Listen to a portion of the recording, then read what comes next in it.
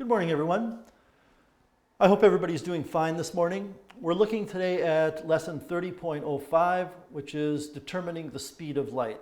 And if we were still in the classroom, this lesson would contain a lot more information. We would be looking at 4 different techniques that were used historically to determine the speed of light. Because of our time limitations, I've pared that down to only 2. So this is on page 12 of your lesson handout. The first method of determining the speed of light that I would like to talk with you about is something that was attempted by Galileo approximately 400 years ago. This is the 1600s. And what Galileo did is he took an assistant and 2 lanterns onto a field, and Galileo stood on one end of the field with his lantern, and the assistant stood on the other end of the field with their lantern. And this is Galileo's idea. Galileo will turn his light source on, which just involves uncovering his lantern. The light will travel from Galileo's lantern in all kinds of different directions, but some of the light will travel towards the assistant. And when the assistant sees the light, the assistant will uncover their lantern. And now that light source is going to travel outwards, and some of that light will travel towards Galileo. Galileo's idea is that he is going to measure a distance and a time to determine the speed of light. Now, first of all, if you're going to determine the speed of anything experimentally, you're going to have to measure a distance and a time. The distance that Galileo measured is the time between himself and the assistant doubled, because the light travels from Galileo to the assistant and back to Galileo. The time that is going to be measured in his experiment is how long it takes the light to go from Galileo's lantern back to the assistant and then back to Galileo. If Galileo really would have been thinking, I think it would be difficult to set up, but I suppose he could have just put a mirror on the other end of the field and not used an assistant. But this was his original experiment. So the question we're going to look at here is, could this method be successful in determining the speed of light? Well, let's talk about what's going on. You have Galileo on one end of the field, and you have his assistant on the other end of the field. And the light is going to travel from G to A and back to G, and that is the time that Galileo needs to measure. And I'm going to be generous and say that the distance between them was 3 kilometers, which is really, really too much probably. It's probably closer to 500 meters than 3 kilometers. But I'm choosing 3 kilometers because it will make a calculation a little bit easier for us. We know more about light as high school physics students than Galileo ever knew in his lifetime. And one of the things we do know is how fast light travels. We also know that if you take distance divided by speed, you get time.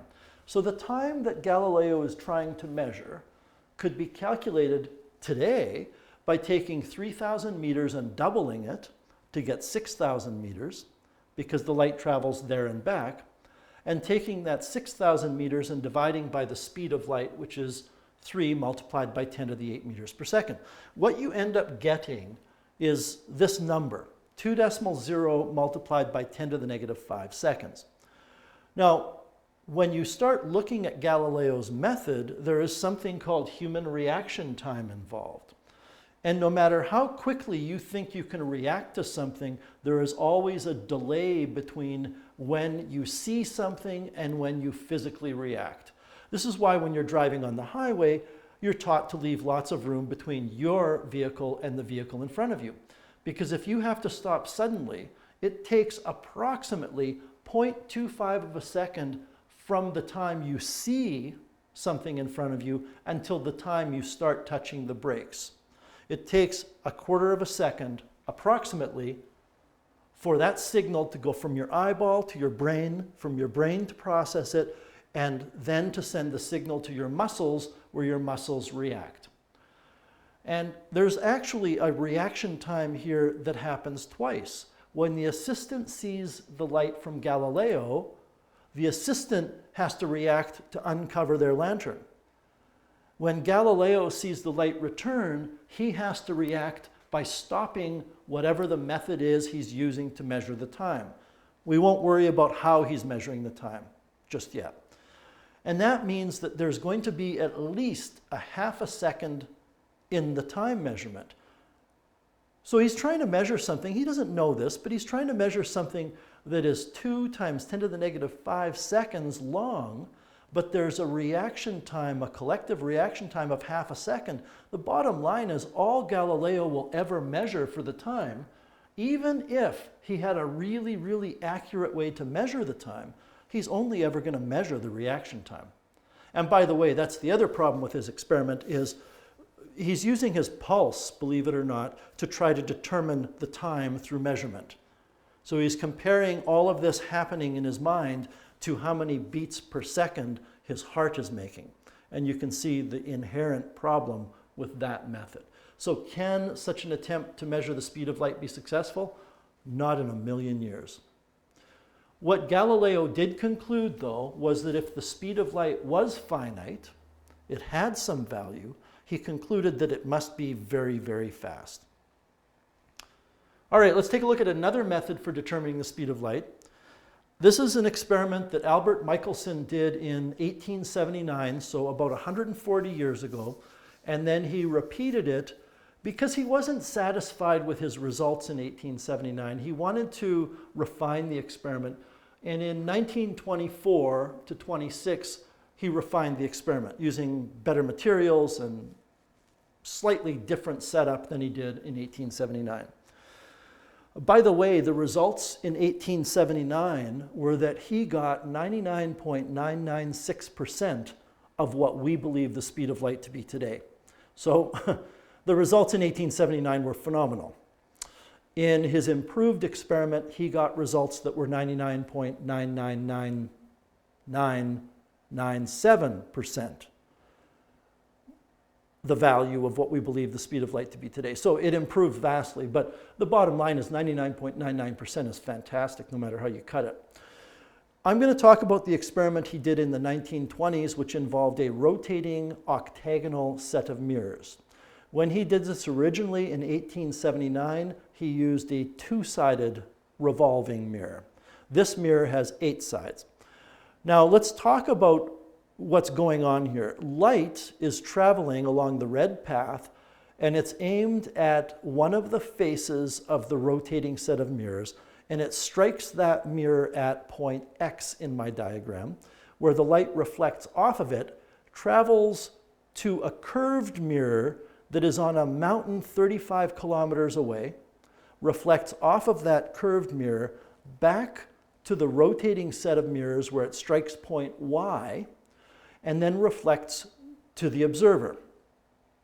Now the observer is looking through a telescope. Even though the size of this mirror that's rotating is very small, and the light source and the observer, the left and the right side of this diagram, are sitting in the same room, a telescope is needed because he is trying to observe the light 70 kilometers away. The light is 70,000 meters away. It may be on the other side of that mirror, but he's looking through a total distance of 35 kilometers in both directions. Now, I want to talk about the actual scale of this diagram and the size of the equipment. I managed to find a photo in an old publication showing one of Michelson's 8-sided set of mirrors, and it's the one on the left. There is also a 12-sided set of mirrors on the right. He repeated the experiment later with a 12-sided mirror. And I'm putting this up here for a reason. I found another picture in the same publication of the 12-sided mirror mounted on a device that air would be pumped through to spin this. And on the side of that mount, there's a metal plate. It's a manufacturer's plate with some writing on it. And based on the size of that plate and the size of the writing, I can estimate that the rotating mirror is probably between 10 and 20 centimeters across. In other words, this rotating mirror is very, very small. And when you look at the diagram that I have this mirror, and look how big I've drawn it, and then I have the curved mirror 35 kilometers away. If that rotating mirror is only 10 or 20 centimeters across, then that curved mirror is really, really far away in this diagram, and we wouldn't even see it. It would look like this. And I put this up here for a couple of reasons. One of them is to point out to you that those two beams of light that travel between the mirrors are pretty much parallel. It's so far away that we can consider them to be parallel. So we can neglect any angular distances here. And now what I want to talk about is how the experiment works. In order for you to see the light through the telescope, two things have to be true. When the light first strikes the rotating mirror must be oriented the way it is in this picture. The second thing that must be true is when the light strikes the rotating mirror for the second time at y, the rotating mirror must also be in that position. It's rotating, so in between the time when the light strikes x and the time when the light strikes y, in between those two times, the mirror can be wherever, but it must be in that orientation at those two times. Just to illustrate this to you, if I were to take this mirror and orient it so it's not in that orientation, and I'm going to change the color of this so we can keep track of my changes here. Let's change it to blue. Then a beam of light from the source would strike that blue mirror and reflect probably in about this direction. And it would be way off course. It wouldn't even come close to striking the curved mirror. And you can try this with a variety of different orientations, but the bottom line is the mirror must be in that orientation at each point in time when the light strikes it. And what that leads us to is the following conclusion. In the time between when the light strikes the mirror at x and the time the light strikes the mirror at y, in that time interval, the mirror must rotate either 1/8 of a revolution, or 2/8 of a revolution, or 3/8 of a revolution, or what we would say is an integral number of eighths of a revolution. It has to line up so that you see the light. And what Michelson basically does is he finds the slowest rate of rotation possible that still allows him to observe the light. And if it's the slowest one possible, and he knows it's the slowest one possible because he keeps trying slower and slower and slower, and he can't ever see the light. So if it's the slowest rate of rotation possible, then he knows in the time the light travels the 70,000 meters, the mirror rotates 1/8 of a revolution. I suppose he could speed up the rate of rotation and discover that there is another rate of rotation that would allow him to see the light. It would be twice the original rate of rotation, and that would correspond to the mirror rotating 2/8 of a revolution. But he always goes with the smallest rate of rotation. And from that, we're going to look at how we can find the speed of light. Let's take a look at example. This says example 2 in your notes. There is no example 1 because I modified my notes from class for this. And there was an example 1 in the old note package. So what if the 8-sided mirror in Michelson's experiment is rotating with a frequency of 633 Hertz? Now let's talk about that in terms of what that means. And over the years, I've learned that if students have difficulty with these experiments, it's almost always because they don't understand what that frequency is all about. The frequency of 633 Hertz is the same as saying 633 revolutions per second. So that's what a Hertz is. A Hertz is a thing per second, and since we're talking about rotation, it's a number of rotations per second. Now, on your formula sheet, you have this formula, which is T equals 1 over frequency. And normally we use this to talk about frequency of an EM wave or period of an EM wave. Here we can find the period of rotation. Let's do that first, and then I want to explain to you what this number is that we get. We're going to take 1 over 633 revs per second. I could have just put Hertz there. But what I'm going to get for the period, which is capital T, is a number. And the number is going to have units of seconds, because the reciprocal of Hertz is seconds, or the reciprocal of revs per second is seconds per rev. Let's calculate that. 1 divided by 633 gives me 0.001578.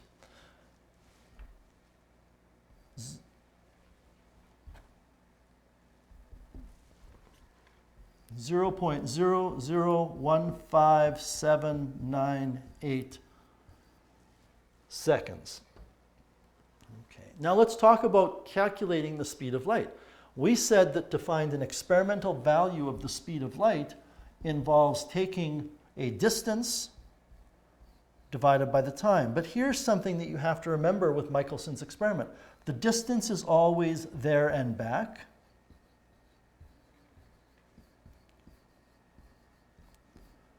And the time is always for 1/8 of a rev. Now I want to add just something here. Occasionally you might encounter a problem where there is a 12-sided mirror. If it were a 12-sided mirror, then you would be looking at 1/12 of a rev. So let's pull this all together now. Capital T is different than lowercase t. Capital T is the time for 1 revolution. And if we want to find the time for 1/8 of a revolution, we need to divide that capital T, which is the period of revolution, by 8.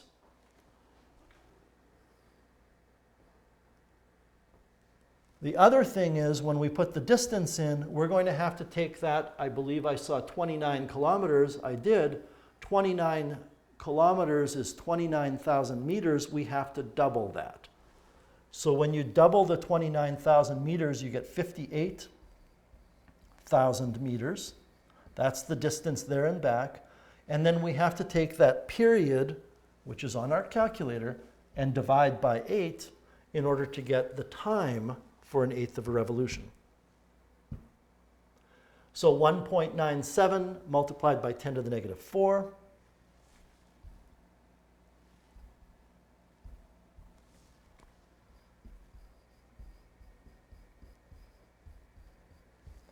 And then we can go ahead and divide those two numbers.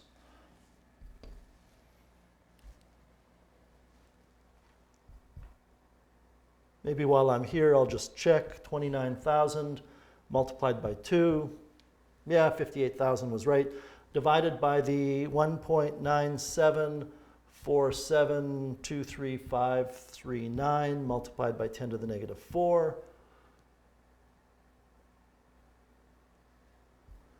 Gives us a value of 2.94 multiplied by 10 to the 8.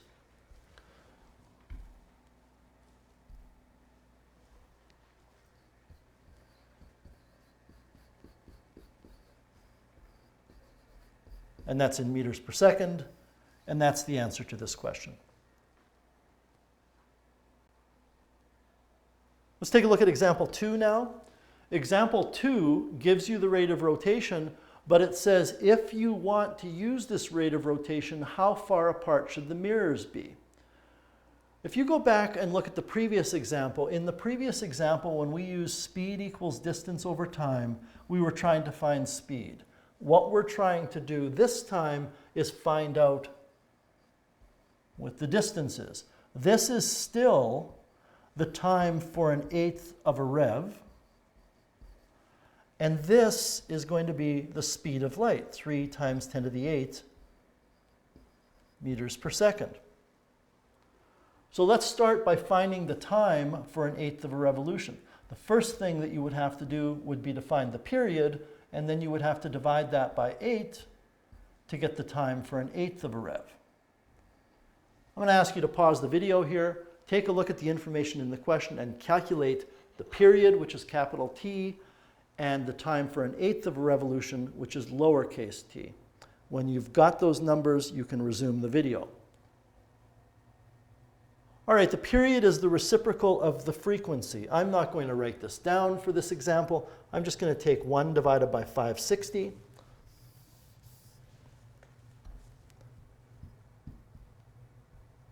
Which is going to give us 0.001785.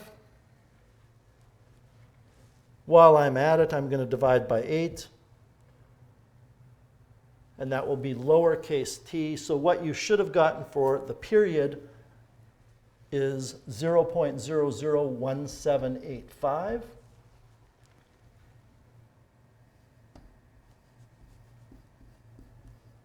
Seconds. When you divide that period by 8, you get 2.232 multiplied by 10 to the negative 4 seconds. So now we can load that time along with the speed of light into the formula and end up getting a distance. I'm going to choose to rearrange for the distance first. The distance will be the speed, which is the speed of light, multiplied by the time. And the time is that 2.232 multiplied by 10 to the negative 4 seconds.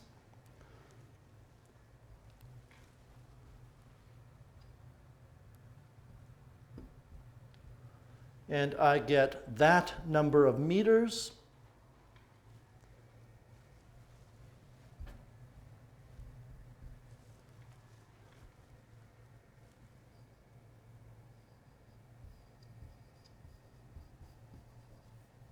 As d, but that is not the answer to the question. That distance is how far the light travels there and back between the rotating and fixed mirror. So the distance between the mirrors is going to be half of that. So the distance between the mirrors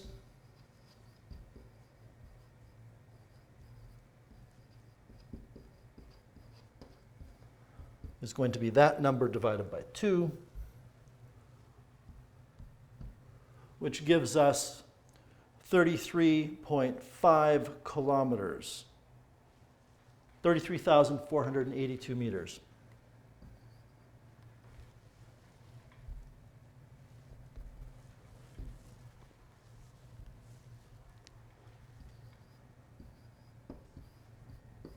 So I'm just dividing it by 1,000 so I can write the answer in kilometers. And that's the second example we're looking at today. The third example we're looking at gives us the distance between the mirrors, and it asks for the frequency of rotation. So in this example, when we start looking at speed equals distance over time, we know the distance this time, we know the speed is the speed of light. We're going to have to find the time and use it to determine the frequency. The other thing is, it's a 10-sided mirror, so this will be the time for 1/10 of a revolution.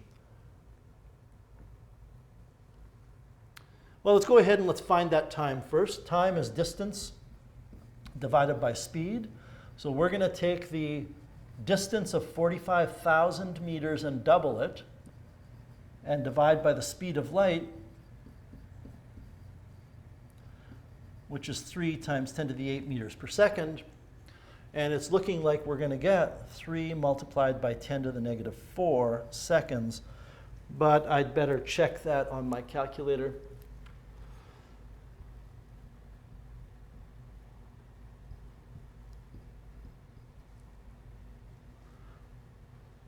All right, so the time for 1/10 of a revolution is 3 multiplied by 10 to the negative 4. In order for us to find the frequency, which is what we are asked for, frequency is the reciprocal of the period. The period is the time for a full revolution, which would be 10 multiplied by the time for 1/10 of a rev. So we need to multiply this 3 times 10 to the negative 4 seconds by 10, which is going to give us a period of 3 multiplied by 10 to the negative 3 seconds. That's capital T. Some students need this tip just to help them out. There's a difference between capital T and lowercase t. Some people confuse which one is which. The bigger number is the capital T. Okay, now that we know the period, 3 times 10 to the negative 3 seconds, we can find the frequency by taking the reciprocal of the period. And that frequency will be in Hertz. I want to say it's going to be 333, but I could be off with my decimal there.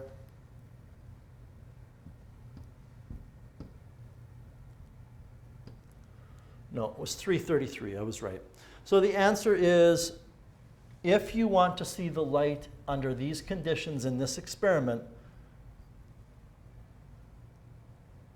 then it has to be a rate of rotation of the octagonal mirror of 333 Hertz.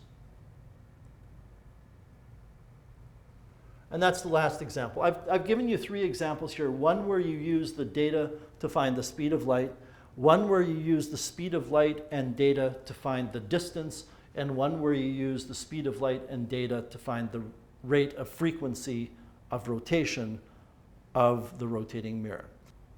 Okay, there's your assignment. I had mentioned that in 1879, Michelson used a 2-sided mirror. That's a photo of his apparatus that he used over 140 years ago. Your assignment is not a big one. It's only the 3 questions on the following page after this lesson. There is a challenge problem as well. You can give that one a shot. A reminder that tomorrow during period 1 we are in Google Hangout. So if you have any questions, please stop by. I'm more than happy to help you out. And they can be questions about this or anything else that we've covered. Have a great rest of the day, and we will talk to you soon.